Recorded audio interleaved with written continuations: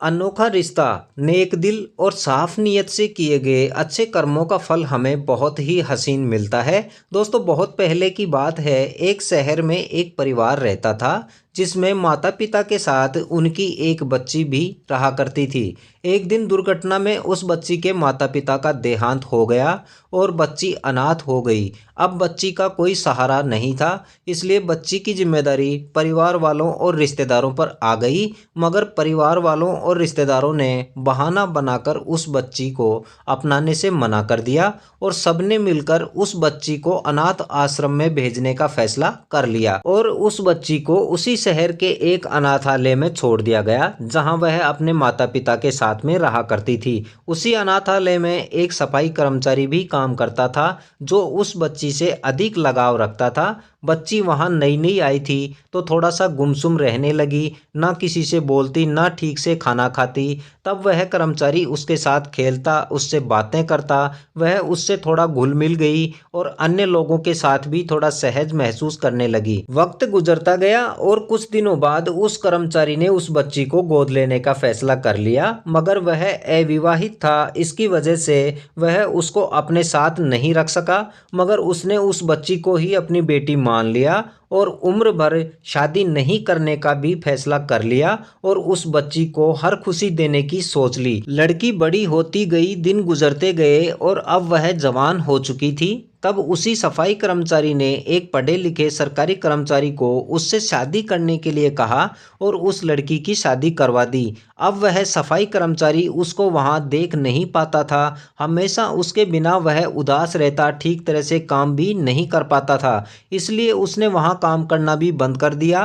अब वह बिल्कुल बेसहारा हो गया था। साथ ही काम नहीं करने के कारण उसके पास पैसे भी नहीं बचे थे, जिसकी वजह से अधिक समय तक भूखा रहने के कारण से उसकी हालत भिखारी जैसी हो गई।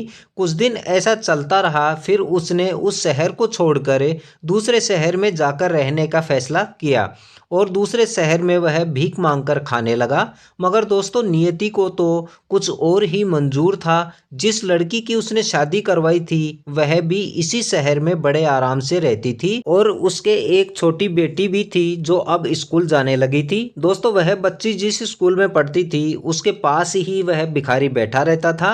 उस भिखारी की यह हालत देखकर उस बच्ची को उस भिखारी पर बहुत दया आई और रोजाना वह अपने खाने में से आधा खाना उस भिखारी को खिला देती। बच्ची भूखी रहने के कारण कमजोर होने लगी तो माँ ने उसके कारणों का पता लगाना शुरू किया तो उसको पता चला कि यह अपना खाना खुद न खाकर किसी भिखारी को खिला देती है। अब पूरा मामला जानने के बाद वह खुद उस भिखारी को भला बुरा कहने के लिए स्कूल गई और बहुत कुछ भला बुरा कहकर वापस आ गई। मगर वह बच्ची पहले की तरह ही उसको अपना खाना खिलाती रही। तो उसने अपने पति को इस बारे में बताया तो पति ने स्कूल में जाकर बात करने के बारे में कहा और सुबह माता पिता और वह बच्ची साथ साथ स्कूल पहुंचे और देखा तो वह भिखारी उसी जगह पर बैठा हुआ था। माता पिता ने बच्ची को स्कूल छोड़कर भिखारी के पास आकर बात करनी चाहिए, मगर पति कुछ बोल पाता इससे पहले ही उसकी आंखों से आंसू निकल गए और लड़खड़ाते कदमों से उस भिखारी की तरफ बढ़ा और उस भिखारी जैसे व्यक्ति के चरणों से लिपट गया।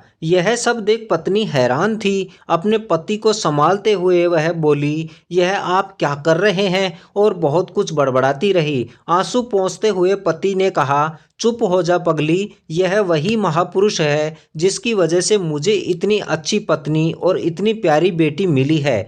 पत्नी कुछ समझ नहीं पाई और उसने पति से पूछा, मतलब? तो पति बोला, यह वही इंसान है जो अनाथ आश्रम में तेरे साथ खेला करते थे, तेरा ख्याल रखते थे और तुम्हारी शादी मुझसे अपनी बेटी बताकर की थी और तुम्हें ही अपनी बेटी मानकर इन्होंने पूरी जिंदगी शादी भी नहीं की। अब पूरा मामला पत्नी के भी समझ में आ गया और वह उस भिखारी के गले लगकर फूट फूट करके रोने लगी और अपनी कही बातों पर माफी मांगने लगी। तो भिखारी बोला कि तुम मेरी बेटी हो, इसलिए तुम्हें माफी मांगने की ज़रूरत नहीं है। इतना कहने पर उस औरत ने भिखारी को अपने घर लाकर उसके कपड़े आदि बदल कर, उसके बाल ठीक करवा कर खाना खिलाया और उसे खुद के साथ रहने के लिए विनती करने लगी तथा पति पत्नी के अधिक दबाव के कारण वह उनके पास ही रुक गया। बच्ची जब निश्चित समय पर उस जगह गई तो भिखारी नहीं मिला, तो वह बहुत ही उदास मन से घर आई। घर आकर देखा तो भिखारी अच्छे कपड़े पहनकर उसके घर पर ही है,